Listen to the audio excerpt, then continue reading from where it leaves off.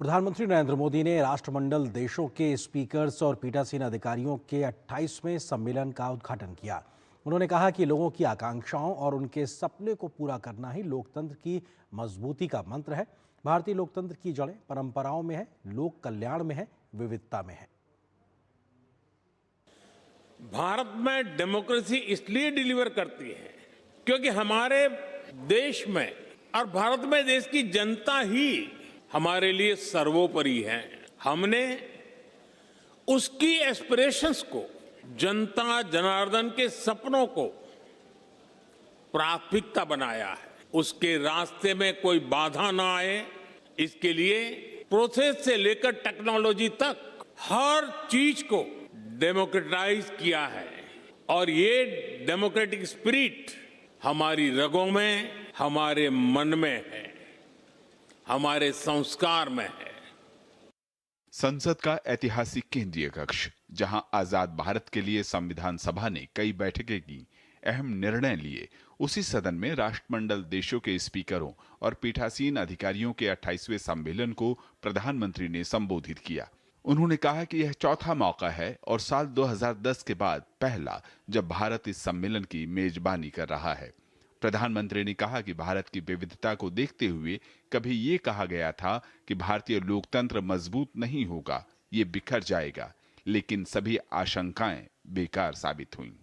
ये आशंका व्यक्त की गई थी कि इतनी डाइवर्सिटी में भारत में लोकतंत्र टिक नहीं पाएगा, लेकिन भारत ने इसी डाइवर्सिटी को डेमोक्रेसी की ताकत बना दिया। एक सबसे बड़ी आशंका ये भी थी कि अगर भारत में लोकतंत्र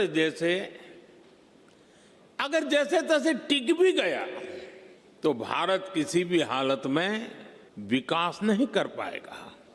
लेकिन भारत ने साबित किया कि डेमोक्रेटिक इंस्टीट्यूशंस और डेमोक्रेटिक प्रोसेसेस डेमोक्रेसी के स्टेबिलिटी, स्पीड और स्केल तीनों देते हैं। भारत दुनिया की फास्टेस्ट ग्रोइंग मेजर इकोनॉमी है। भारत की नीति सिटीजन फर्स्ट की है, इसलिए भारत डिलीवर कर पाया है और बीते वर्षों में 25 करोड़ लोग गरीबी से बाहर आए हैं। वहीं भारतीय लोकतांत्रिक प्रक्रियाएं सभ्यता की शुरुआत से ही मौजूद हैं। वेदों में जिक्र है, इसलिए भारत को लोकतंत्र की जननी कहा गया है। Our democracy is like a large tree supported by deep roots. We have a long tradition of debate, dialogue, and collective decision making. India is called the mother of democracy. Our sacred texts, the Vedas, are over 5,000 years old. They refer to assemblies where people met to discuss issues.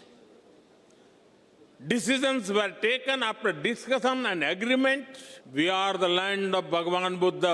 There is a 10th century inscription from the Indian state of Tamil Nadu. It describes a village assembly that worked with democratic values. There were clear rules for accountability and decision making. Our democratic values have been tested by time, supported by diversity, and strengthened generation after generation.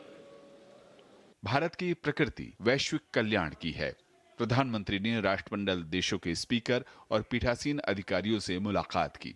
उन्होंने भरोसा दिलाया कि जब भी मौका मिला है, भारत वैश्विक मंचों पर ग्लोबल साउथ देशों की मजबूत आवाज बना है और पर्यावरण, आपदा प्रबंधन जैसी वैश्विक चुनौतियों के सामने एक जिम्मेदार देश बनकर उभरा है।